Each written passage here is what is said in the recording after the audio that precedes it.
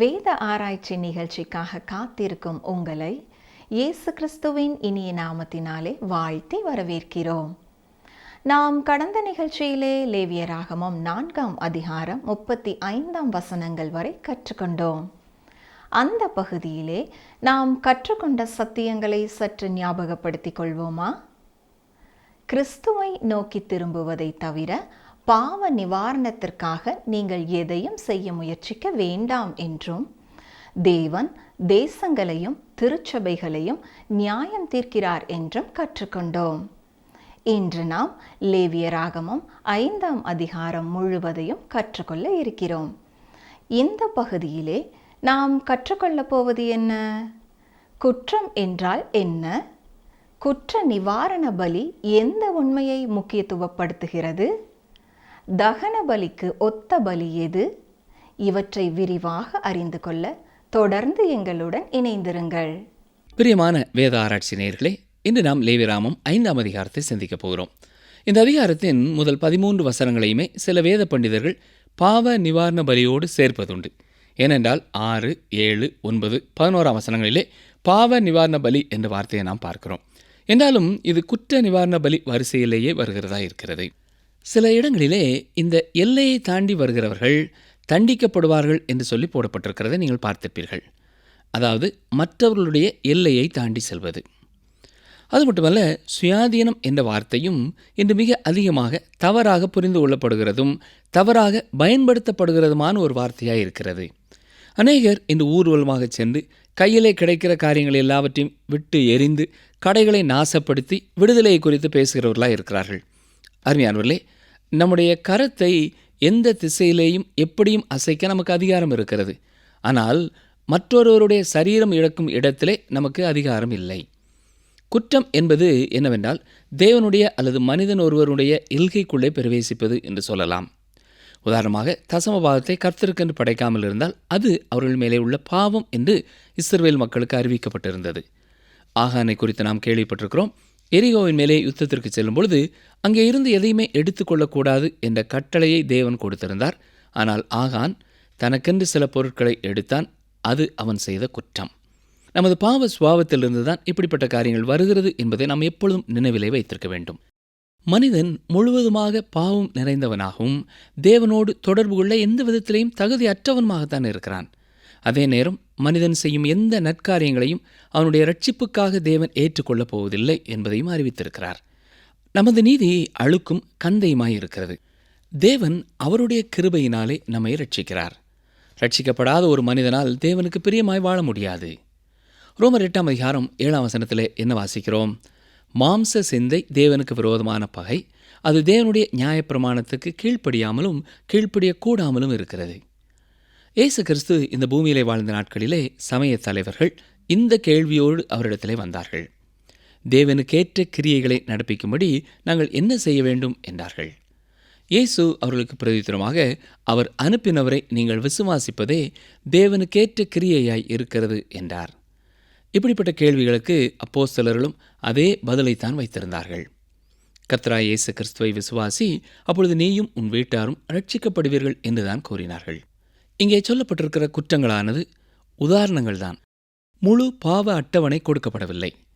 தனிப்பட்ட மனிதர்களுடைய பாவத்தை குறித்து சொல்லப்பட்டிருக்கிறது. முழு சமுதாயத்திற்கான பாவத்தை குறித்து சொல்லப்படவில்லை. அதிகமான பகுதி அந்த குறிப்பிட்ட நிலைமைக்கு என்ன செய்யலாம் என்றுதான் சொல்லப்பட்டிருக்கிறதை ஒழிய அந்த வியாதிக்கான மூல காரணத்தை குறித்து சொல்லவில்லை. எனவே இங்கே எப்படிப்பட்ட பலிகள் என்பதை குறித்து தான் முக்கியத்துவம் கொடுக்கப்படுகிறதை ஒழிய காணிக்கை கொண்டு வருபவரின் குணநலன்களுக்கு முக்கியத்துவம் கொடுக்கப்படவில்லை. சரி, லேவியராகமம் 5ஆம் அதிகாரம் 1ஆம் வசனத்தை பாருங்கள். சாட்சியாகி ஒருவன் இடப்பட்ட ஆணையை கேட்டிருந்தும் தான் கண்டதையும் அறிந்ததையும் தெரிவியாதிருந்து பாவம் செய்தால் அவன் தன் அக்கிரமத்தை சுமப்பான். இங்கே உதாரணத்திற்காக 4 பாவங்கள் சொல்லப்பட்டிருக்கிறது. ஒவ்வொருவரும் எத்தனையோ குறிப்பிட்ட பாவத்தை குறித்து ஒரு பட்டியலிடலாம். முதலாவது அங்கே என்ன சொல்லப்பட்டிருக்கிறது? சாட்சியாகிய ஒருவன் இடப்பட்ட ஆணையை கேட்டிருந்தும் தான் கண்டதையும் அறிந்ததையும் தெரிவியாதிருந்து பாவம் செய்தால். அதாவது ஒருவன் சாட்சியாக வைக்கப்பட்டு யாராவது வாக்கு கொடுத்ததை கேட்டிருந்தும் வேறு ஒருவர் கேட்கும்போது உண்மையை மறைப்பான் என்றால் அவன் பாவம் செய்கிறான். இது செய்ய தவறிய பாவம் என்று சொல்லலாம். சிலர் நினைக்கிறார்கள் தாங்கள் கொலை செய்யவில்லை, களவு செய்யவில்லை, இதனாலே தாங்கள் பாவமே செய்யவில்லை, சுத்தமானவர்கள் என்று நினைக்கிறார்கள். யாக்கோபு 4:17 ஒருவன் நன்மை செய்ய அறிந்தவனாயிருந்தும் அதை செய்யாமற் போனால் அது அவனுக்கு பாவமாயிருக்கும் என்று சொல்கிறார். சாலமோனும் இதை குறித்து ஜெபிக்கிறார். கவனியங்கள், வாசிக்கிறேன். 1 ராஜாக்கள் 8:31-32 ஒருவன் தன் அயலானுக்கு குற்றம் செய்திருக்கையில் இவன் அவனை ஆணையிடச் சொல்லும்போது அந்த ஆணை இந்த ஆலயத்திலே உம்முடைய பலிபீடத்திற்கு முன் வந்தால், அப்பொழுது பரலோகத்தில் இருக்கிற தேவரீர் கேட்டு துன்மார்க்கனுடைய நடக்கையை அவன் தலையின் மேல் சுமர பண்ணி அவனை குற்றவாளியாக தீர்க்கவும், நீதிமானுக்கு அவனுடைய நீதிக்கு தக்கதாய் செய்து அவனை நீதிமானாக்கவும் தக்கதாய் உமது அடியாரை நியாயம் தீர்ப்பீராக. உதாரணம் ஒன்றை சொல்கிறேன், கவனியுங்கள். அது ஒரு மத்தியான வேளை. ஒரு வங்கியின் மேலாளர் வெளியே புறப்பட்டு வருகிறார். சற்று நேரத்திற்கு முன் வெளியே வந்த வங்கியின் மற்றும் ஒரு பெண் ஊழியர் முன்னாலே போய்க் கொண்டிருக்கிறாள். திடீரென்று சொல்லி மிக ஓரமாக வந்த கார் அந்த பெண்ணை கீழே தள்ளிவிட்டு போய்விட்டது. இப்பொழுது நடந்ததை கவனித்த வங்கி மேலாளர் ஓடிப்போய் விழுந்து கிடந்த அந்த பெண்ணை தூக்கி எடுத்து நேராக வைத்ததை மற்றும் ஒரு பெண் பார்க்கிறாள். அவள் இந்த வங்கி மேலாளரின் மனைவிக்கு தொலைபேசியிலே அழைத்து, உங்கள் கணவனின் கையிலே மற்றொரு பெண்ணை பார்த்தேன் என்று கூறினாளாம். அருமையானவர்களே, இது உண்மையானதாக இருந்தாலும் இது முழுமையான உண்மை அல்ல. அநேக முக்கியமான காரியங்களை அவள் சொல்லவில்லை. இதுதான் சொல்ல வேண்டியதை அவள் சொல்லாமல் இருந்த பாவம். நாமும் ஏதாவது ஒரு விசுவாசியை குறித்த உண்மையை அறிந்திருந்தாலும் முழுமையான உண்மையை அறியாமல் பகுதி உண்மையை மட்டும் முழுமையான உண்மை போல கூறக்கூடாது. ஆண்டவருடைய பட்டியலிலே இது முதலாவதானதாக இருக்கிறது. நீதிமொழியின் புஸ்தகத்திலே தேவன் அருவருக்கிற அநேக காரியங்களை குறித்து வாசிக்கிறோம். நீதிமொழிகள் 6:17 சொல்லும் பொழுது பொய் உதடுகளை கர்த்தர் அருவருக்கிறார் என்று பார்க்கிறோம். இயேசு கிறிஸ்து விசாரிக்கப்படும் பொழுது மிக அமைதியாகவே இருந்தார். ஆனால் ஆணையிடும் பொழுது அவர் வாயை திறந்து பதில் கூறினார். அப்பொழுது அவர் சத்தமிடாத ஆட்டை போல இருக்கவில்லை, முழு உண்மையையும் மிக தெளிவாக எடுத்துச் சொன்னார் என்று மத்தேயு 26:63-64 பார்க்கிறோம். இப்பொழுது லேவியராகமம் 5:2 பாருங்கள். அசுத்தமான காட்டு மிருகத்தின் உடலையாவது, அசுத்தமான நாட்டு மிருகத்தின் உடலையாவது, அசுத்தமான ஊரும் பிராணிகளின் உடலையாவது, இவ்வித அசுத்தமான யாதொரு வஸ்துவையாவது ஒருவன் அறியாமல் தொட்டால் அவன் தீட்டும் குற்றமும் உள்ளவனாவான். இது சுத்தமில்லாமை தொடர்பான பிரமாணம். ஒரு மரித்துப்போன மிருகத்தை அவன் தொட்டதினாலே அவன் குற்றமுள்ளவன். அவன் அதை அறியவில்லை, ஆனால் மற்றவர்கள் அறிந்திருக்கிறார்கள் என்றாலும் அது குற்றம்தான். இது ஏன் தவறு என்று ஒருவேளை நீங்கள் கேட்கலாம். ஏனென்றால் இது சுகத்திற்கு கேடு விளைவிக்கக்கூடியது. அருமையானவர்களே, இந்த வசனம் இன்றைய விசுவாசிகளுக்கும் ஒரு செய்தி கொடுக்கிறது. விசுவாசியாக இருந்தாலும் உலகத்திற்குள்ளே இருக்கிற காரியங்களை பார்க்கும் பொழுது, கேட்கும் பொழுது, சிந்திக்கும் பொழுது அழுக்கடையாமல் இருக்க முடியாது. அநேக வேளைகளிலே இந்த காரியங்கள் எல்லாம் நம் மனதிற்குள்ளே செல்லுகிறது என்பதை கூட நாம் அறியாமல் இருக்கிறோம். இந்த காரணத்தினாலே தான் சங்கீதம் 19:12 தன் பிழைகளை உணர்கிறவன் யார், மறைவான குற்றங்களுக்கு என்னை நீங்களாக்கும் என்று சங்கீதக்காரன் ஜெபிக்கிறார். நாம் பொதுவாக பாவத்திற்காக மன்னிப்பு கேட்கிறது மட்டுமல்ல, குறிப்பாக நாம் தவறிய காரியங்களை உணர்ந்து ஆண்டவரிடத்திலே மன்னிப்பு கேட்க வேண்டும். அது மட்டுமல்ல, இவ்வாறு நாம் அறியாமல் செய்த தவறுகளையும் குறித்து நாம் ஆண்டவரிடத்திலே அறிக்கையிட வேண்டும். சில வேளைகளிலே நாம் அழுக்கடைந்திருப்போம், ஆனாலும் அதை உணராமல் இருப்போம். லேவியராகமம் 5:3 பாருங்கள். அல்லது எந்த அசுத்தத்தினாலாகிலும் தீட்டுப்பட்ட ஒரு மனிதனை ஒருவன் அறியாமல் தொட்டு பின்பு அதை அறிந்து கொண்டால் அவன் குற்றமுள்ளவனாவான். தீட்டான ஒரு மிருகத்தை தொடுவது போலத்தான் இதுவும்.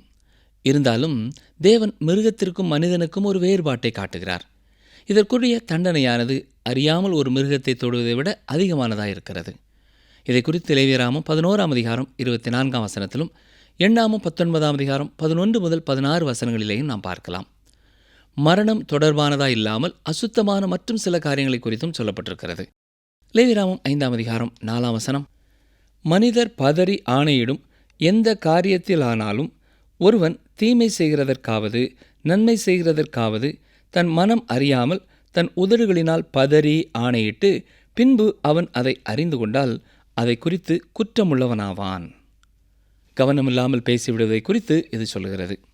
சில வேளைகளிலே சில காரியங்களை செய்வோம் என்று நாம் வாக்கு கொடுக்கிறோம், பின்னால் அதை நாம் செய்கிறதில்லை. கர்த்தருக்கு ஊழியம் செய்வோம் என்று சொல்கிறோம், யோசபாத் என்பவன் இப்படி பதறி கவனமில்லாமல் வாக்கு கொடுத்தவன். அவனுடைய மகளையே கொடுப்பேன் என்று சொன்னவன். பேதுரு தைரியமாக, நான் இயேசுவை மறுதலிக்கப் போவதில்லை என்றான். மரணம் வந்தாலும் மறுதலியேன் என்றான். ஆனால் மறுதலித்தான். இன்றைக்கும் மனிதர்கள் அவசரப்பட்டு அநேக வாக்குறுதிகளை கொடுக்கிறார்கள். அநேக வேளைகளிலே நாம் பாடுகிற பாடல், நாம் எல்லாவற்றையும் அவருக்கு கொடுக்கிறோம், எல்லா சூழ்நிலைகளிலேயும் அவரை பின்பற்றுவோம், அவருக்காக மரிக்கவும் ஆயத்தம் என்றெல்லாம் பாடுகிறோம். ஆனால் பல வேளைகளிலே அதன் முழுமையான கருத்தை உணராமல் நாம் பாடிக்கொண்டிருக்கிறோம். இவ்வாறு கவனக்குறைவாய் தவறான காரியங்களை நாம் பேசிவிட்டு தேவன் நமக்கு ஜெபத்திற்கு பதில் கொடுக்க வேண்டும் என்றும் கேட்டுக்கொள்கிறோம். அருமையானவர்களே, நம்முடைய ஜெபமானது அவருடைய சித்தத்திற்கு ஒத்ததாய் இருக்க வேண்டும். எதையும் ஆண்டவரிடத்திலே நாம் கேட்கலாம் என்று வேதத்திலே எந்த இடத்திலேயும் சொல்லப்படவில்லை. இந்த 4 காரியங்களைப் போல இன்னும் எத்தனையோ காரியங்களை சொல்ல முடியும். இப்பொழுது லேவியராமம் 5ஆம் அதிகாரம் 6ஆம் வசனம் வாசிக்கிறேன். தான் செய்த பாவத்துக்கு பாவ நிவாரண பலியாக ஆடுகளிலாவது வெள்ளாடுகளிலாவது ஒரு பெண் குட்டியை குற்ற நிவாரண பலியாக கர்த்தருடைய சந்நிதியில் கொண்டு வர வேண்டும். அதனாலே ஆசாரியன் அவன் செய்த பாவத்தை குறித்து அவனுக்காக பாவ நிவர்த்தி செய்ய கடவன். இங்கே முதல் முறையாக பாவத்தை அறிக்கை செய்வதை குறித்து சொல்லப்பட்டிருக்கிறது. மற்ற பலிகளை பார்க்கும் பொழுது வெளிப்படையாக குற்றத்தை ஒத்துக்கொள்வதை குறித்து சொல்லுகிறது. இது இரகசிய பாவத்தை குறித்து சொல்லுகிறது. தேவனுக்கும் மனிதனுக்கும் விரோதமான பாவமாயிருந்தாலும் இது மறைவான பாவமாயிருக்கிறது. யோசுவா 7ஆம் அதிகாரத்திலே ஆகான் தங்க பாலத்தையும் பாபிலோனிய சால்வையையும் எடுத்து ஒளித்து வைத்த காரியம் எல்லாரும் பார்க்கும் பொழுது வெளிப்படையாகவே அதை குறித்து செயல்படுத்தப்பட்டது. அருமையானவர்களே, மற்ற பலிகளிலேயும் மிருகத்தின் தலையிலே கை வைக்கும் பொழுது பாவத்தை அறிக்கையிடுவதற்கு சமமானதுதான். இங்கே பாவத்தை அறிக்கை செய்வது முதலாவது சொல்லப்படுகிறது. அதற்கு பின்னர் தான் பலியை குறித்து வாசிக்கிறோம். சுகந்த வாசனையான பலியிலே அறிக்கைக்கு முன்னதாக பலியை குறித்து சொல்லப்பட்டிருக்கிறது. இங்கே அதற்கு நேர் எதிர்மறையானதுதான் உண்மை. இயேசு கிறிஸ்து மலை பிரசங்கத்திலே பேசும் பொழுதும் இதைத்தான் அவர் மனதிலே வைத்திருந்திருக்க வேண்டும். மத்தேயு 5ஆம் அதிகாரம் 23-24 வசனங்களிலே, நீ பலிபீடத்தினிடத்தில் உன் காணிக்கையை செலுத்த வந்து உன் பேரில் உன் சகோதரனுக்கு குறை உண்டென்று அங்கே நினைவு கூறுவாயாகில், அங்கேதானே பலிபீடத்தின் முன் உன் காணிக்கையை வைத்துவிட்டு போய் முன்பு உன் சகோதரனோடே ஒப்புரவாகி பின்பு வந்து உன் காணிக்கையை செலுத்து என்று சொல்லியிருக்கிறார். இன்றும் விசுவாசியானவன் தேவனிடத்திலே தன்னுடைய பாவத்தை அறிக்கை செய்ய வேண்டும். என்றாலும் யாரை காயப்படுத்தி விட்டார்களோ அவர்களுக்காக செய்ய வேண்டிய பரிகாரத்தையும் செய்ய வேண்டும். குற்ற நிவாரண பலியானது குற்ற உணர்விற்கான பலி என்று சொல்லலாம். இது பாவ நிவாரண பலியாயும் இருக்கிறது.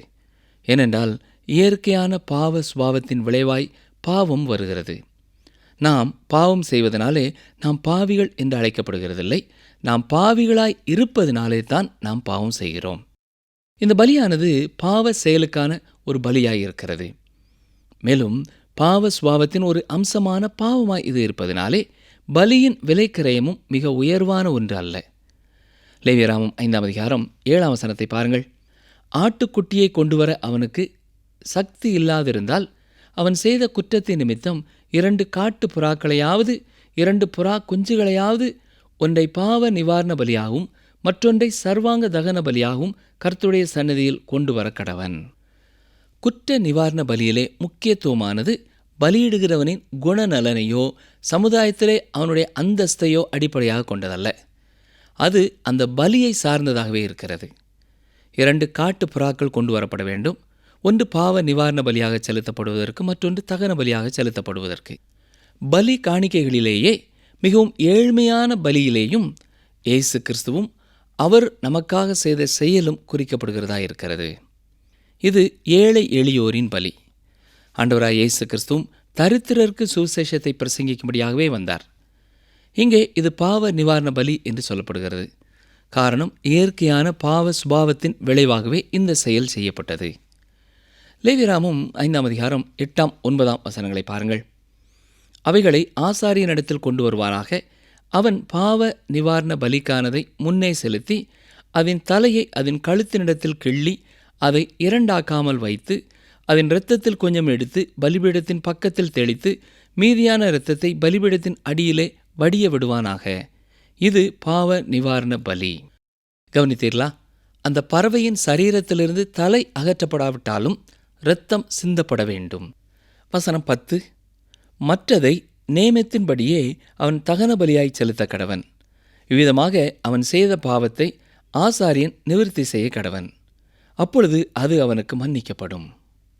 கவனித்தீர்களா? அந்த சிறிய பறவையின் மூலமாக கூட பாவியான அந்த மனுஷன் பரிபூரண மன்னிப்பை பெற்றுக்கொள்கிறான். இது எல்லாமே நமக்கு எதை சுட்டி காட்டுகிறது? ஒரே பலியான இயேசு கிறிஸ்துவை சுட்டி காட்டுகிறது. வசனம் 11 பாருங்கள். 2 காட்டு புறாக்களையாவது 2 புறா குஞ்சுகளையாவது கொண்டு வர அவனுக்கு சக்தி இல்லாதிருந்தால் பாவம் செய்தவன் பாவ நிவாரணத்துக்காக 1 எப்பா அளவான மெல்லிய மாவிலே 1/10 தன் காணிக்கையாக கொண்டு வருவானாக. அது பாவ நிவாரண பலியாயிருப்பதினால் அதன் மேல் எண்ணெய் வார்க்காமலும் தூபவர்க்கம் போடாமலும் இருந்து. இங்கே முக்கியமான குறிப்பு என்னவென்றால், மிகவும் ஏழ்மையானவர்கள் கூட பாவத்திற்காக செய்யப்பட வேண்டியதை செய்யாமல் இருக்க முடியாது. ஒரு புறாவை கொண்டு வர முடியாதவன் தனது உணவிலே ஒரு பகுதியையாவது அவன் கொண்டு வரக்கூடியவனாய் இருக்க வேண்டும்.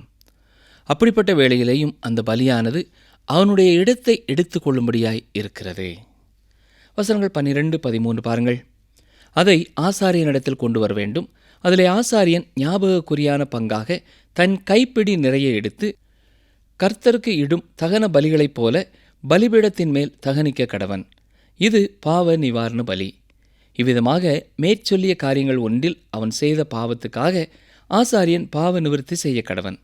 அப்பொழுது அது அவனுக்கு மன்னிக்கப்படும். மீதியானது போஜன பலியைப் போல ஆசாரியனை சேரும் என்றார். தொடர்ந்து 5ஆம் அதிகாரம் 14 முதல் 16 வசனங்களிலே கர்த்தர் மோசேயோடு பேசுகிறார். அவர் அங்கே சொல்வது என்ன? ஒருவன் கர்த்தருக்குரிய பரிசுத்தமானவைகளில் குற்றம் செய்து அறியாமையினால் பாவத்திற்குட்பட்டால் அவன் தன் குற்றத்து நிமித்தம் பரிசுத்த ஸ்தலத்து சேக்கல் கணக்கின்படியே நீ அவன் மேல் சுமத்தும் அபராதம் எவ்வளவோ அவ்வளவு வெள்ளி சேக்கல் பெறும் பழுதற்ற ஒரு ஆட்டுக்கடாவை குற்ற நிவாரண பலியாக கர்த்தருடைய சந்நிதியிலே கொண்டு வர வேண்டும். அருமையானவர்களே, இந்த குற்ற நிவாரண பலி எந்த உண்மையை முக்கியத்துவப்படுத்துகிறது என்றால், தேவனுக்கும் மனிதனுக்கும் விரோதமாக செய்யும் தவறை சுட்டி காட்டுகிறது. யாருக்காவது நஷ்டம் உண்டு பண்ணினால் அடிப்படை காரியங்கள் திரும்பச் செலுத்தப்பட்டு 1/5 பகுதியும் கொடுக்கப்பட வேண்டும். எனவேதான் சகேயு தனது பாவ அறிக்கையிலே சொல்லும் பொழுது, ஆண்டவரே, என் ஆஸ்தியில் பாதியை நான் ஏழைகளுக்கு கொடுக்கிறேன். யாரிடத்திலாவது நான் அநியாயமாய் வாங்கியிருப்பேன் என்றால் நாலத்தனையாய் அவர்களுக்கு திரும்பச் செலுத்துகிறேன் என்று சொன்னான். அறியாமையினாலே செய்யப்படக்கூடிய மிகப்பெரிய ஒரு தவறு தேவனுடைய தசம பாகத்திலும் காணிக்கைகளிலும் அவருக்குரியதை நாம் எடுத்துக்கொள்வது. இதை குறித்து மல்கியா 3ஆம் அதிகாரம் 8, 9 வசனங்களிலே நாம் பார்க்கிறோம். அங்கே தனக்கு செலுத்தப்பட வேண்டிய தசம பாகத்தை அவர்கள் செலுத்துவார்கள் என்றால் தான் அவர்களை இடம் கொள்ளாமல் போக மட்டும் ஆசீர்வதிப்பேன் என்று கர்த்தர் வாக்குறுதியும் கொடுத்திருக்கிறார். பிரசங்கிகளின் புத்தகம் 5ஆம் அதிகாரம் 5ஆம் வசனத்திலே நமக்கு ஒரு எச்சரிப்பு கொடுக்கப்படுகிறது. நீ நேர்ந்து கொண்டதை செய்யாமற் போவதை பார்க்கிலும் நேர்ந்து கொள்ளாதிருப்பதே நலம். இங்கே சொல்லப்பட்டிருக்கிறது புரிகிறதா? இவ்வாறு செய்வோம் என்று சொல்லி தேவனுக்கு செய்ய வேண்டியதை செய்யவில்லை என்றால் விலை அதிகமான ஒரு பலியை செலுத்த வேண்டும். இது ஆட்டுக்கடாவாய் இருக்க வேண்டும். இது இயேசு கிறிஸ்துவை நமக்கு சுட்டி காட்டுகிறது. ஏன்? அவர் விலையேற பெற்றவர். 1 பேதுரு 1ஆம் அதிகாரம் 19ஆம் வசனத்திலே குற்றமில்லாத மாசற்ற ஆட்டுக்குட்டியாகிய கிறிஸ்துவின் விலையேற பெற்ற இரத்தத்தினாலே மீட்கப்பட்டீர்கள் என்று அறிந்திருக்கிறீர்களே என்று சொல்லப்பட்டிருக்கிறது. இந்த பலியின் மூலமாகவும் அறியாமையினாலே பாவம் செய்த மனிதனுடைய பாவமானது மன்னிக்கப்படுகிறது. லேவியராமம் 5ஆம் அதிகாரம் 17 முதல் 19ஆம் வசனம் வரை பாருங்கள். ஒருவன் செய்யத்தகாததென்று கர்த்தருடைய கட்டளைகளினால் விலக்கப்பட்ட யாதொன்றை செய்து பாவத்துக்குட்பட்டால் அதை அவன் அறியாமையினால் செய்தாலும் அவன் குற்றமுள்ளவனாயிருந்து தன் அக்கிரமத்தை சுமப்பான். அது நிமித்தம் அவன் குற்ற நிவாரண பலியாக உன் மதிப்புக்கு சரியான பழுதற்ற ஒரு ஆட்டுக்கடாவை ஆசாரியனிடத்தில் கொண்டு வருவானாக. அவன் அறியாமல் செய்த தப்பிதத்தை ஆசாரியன் அவனுக்காக நிவிர்த்தி செய்ய கடவன். அப்பொழுது அது அவனுக்கு மன்னிக்கப்படும். இது குற்ற நிவாரண பலி. அவன் கர்த்தருக்கு விரோதமாய் குற்றம் செய்தான் என்பது நிச்சயம் என்றார். அருமையானவர்களே, தேவனுடைய எந்த ஒரு கற்பனையையுமே அறியாமையினாலே மீறுவதை குறித்து இது சொல்கிறது. கர்த்தருடைய நியாயப்பிரமாணத்தை அறியாமல் இருப்பதற்கு எந்த சாக்கு போக்கும் சொல்ல முடியாது. இங்கேயும் ஆட்டுக்கடாவே செலுத்தப்படுவதற்காக சொல்லப்படுகிற ஒரு மிருகமாயிருக்கிறது. தொடர்ந்து வருகிற வசனங்களிலே எப்படி பாவ நிவாரண பலியைப் போல எல்லா காரியங்களையும் செய்ய வேண்டும் என்று சொல்லப்பட்டிருக்கிறது. இங்கே இரத்தம் தெளித்தல் இல்லை. எனவே இது தகன பலிக்கு ஒத்ததாய் இருக்கிறது. அருமையானவர்களே, இன்று நாம் கேட்ட செய்திகளை மனதிலே வைத்தவர்களாய் கர்த்தரை நோக்கி ஜெபிப்போமா? நேற்றும் இன்றும் என்றும் மாறாத எங்கள் அன்பின் ஆண்டவரே, மனிதனுடைய வாழ்க்கையிலே அவன் எந்த விதமான பாவங்களை செய்தாலும் எல்லா பாவங்களையும் குறித்து நீர் கருத்திலே கொள்ளுகிறவராய் இருக்கிறீர் ஐயா. நீர் எவ்வளவு பரிசுத்தர் என்பதை நாங்கள் இதன் மூலமாய் அறிந்து கொள்ளுகிறோம். உமக்கு ஸ்தோத்திரம் செலுத்துகிறோம், உம்மை நாங்கள் வாழ்த்துகிறோம். இந்த நிகழ்ச்சியை கேட்டுக்கொண்டிருக்கிற ஒவ்வொருவரும் இயேசு கிறிஸ்துவை போல குற்றமற்றவர்களாய் பரிசுத்தமுள்ளவர்களாய் வாழ நீர் அவர்களுக்கு துணை செய்ய வேண்டும் என்று கெஞ்சுகிறோம். உண்மையான பரிசுத்த வாழ்க்கைக்காக வாஞ்சிக்கிற உள்ளங்களை உம்முடைய சமூகத்திலே வைக்கிறோம். அவருடைய வாழ்க்கையிலே அவர்கள் செய்யாமல் விட்ட பாவங்கள் என்ன, செய்யக்கூடாத எந்த காரியத்தை செய்து அவர்கள் உம்மை துக்கப்படுத்தி இருக்கிறார்கள் என்பதையெல்லாம் உணர்ந்து கொள்ளும் உணர்வுள்ள இருதயத்தை தாரும். ஆண்டவரே, நீர் அவருடைய பாவத்தை குறித்து அவர்களோடு பேசியும் அதை குறித்து அக்கறையற்றவர்களாய் இருக்கிற சகோதர சகோதரிகளுக்காக குறிப்பாய் இந்த நேரத்தில் நாங்கள் ஜெபிக்கிறோம். அவர்கள் இருதயத்தை கடினப்படுத்திக் கொள்ளாதபடி, மேலும் மேலும் உம்மை துக்கப்படுத்தும் காரியங்களை செய்து கொண்டிராதபடி சீக்கிரமாக தங்களுடைய குறைகளை உணர்ந்து கொள்ளும் உணர்வுள்ள இருதயத்தை தாரும். அதை உம்முடைய சமூகத்திலே அறிக்கை செய்து பாவ மன்னிப்பையும் பரிசுத்தமாக்குதலையும் பெற்றுக்கொள்ள நீரே உதவி செய்யும். நிகழ்ச்சியை கேட்டுக்கொண்டிருக்கிற ஒவ்வொருவரையும் ஆசீர்வதியும். அவர்களுடைய குடும்பங்களை ஆசீர்வதியும். அவர்களுடைய தொழில் துறைகளை நீர் ஆசீர்வதியும். கையின் பிரயாசங்களை நீர் ஆசீர்வதிப்பீராக. எந்த இடத்திலே பணி செய்தாலும் மற்றவர்களுக்கு ஆசீர்வாதமாய் பணி செய்ய நேரே அவர்களுக்கு உதவி செய்யும். எங்களுடைய ஜெபத்தை கேட்டதற்காக உமக்கு நன்றி செலுத்துகிறோம். வரும் நாட்களிலேயும் உம்முடைய இருதயத்தை இன்னும் அதிகமாய் தெளிவாய் நாங்கள் புரிந்து கொள்ள எங்களுக்கு உதவி செய்யும். இயேசு கிறிஸ்துவின் நாமத்தினாலே வேண்டிக் கொள்கிறோம் பிதாவே, ஆமேன். அன்பர்களே, இந்த நாளின் சத்தியங்கள் உங்கள் ஆவிக்குரிய வாழ்க்கைக்கு மிகவும் பிரயோஜனமாக இருந்திருக்கும் என்று நம்புகிறோம். அவற்றில் சிலதை மீண்டும் சற்று திரும்பி பார்ப்போமா? நம்முடைய ஜெபமானது தேவனுடைய சித்தத்திற்கு ஒத்ததாக இருக்க வேண்டும். விசுவாசியானவன் தேவனிடத்திலே தன்னுடைய பாவத்தை அறிக்கை செய்ய வேண்டும். நாம் பாவம் செய்வதினாலே பாவிகள் என்று அழைக்கப்படுவதில்லை. நாம் பாவிகளாக இருப்பதினாலே தான் நாம் பாவம் செய்கிறோம். அறியாமையினாலே நாம் செய்யும் பெரிய தவறு என்னவென்றால், தேவனுக்குரிய தசம பாகத்திலும் காணிக்கையிலும் அவருக்குரியதை நாம் எடுத்துக்கொள்வதே. மீண்டும் அடுத்த நிகழ்ச்சியிலே சந்திப்போம். கர்த்தர் உங்களுடனே இருப்பாராக.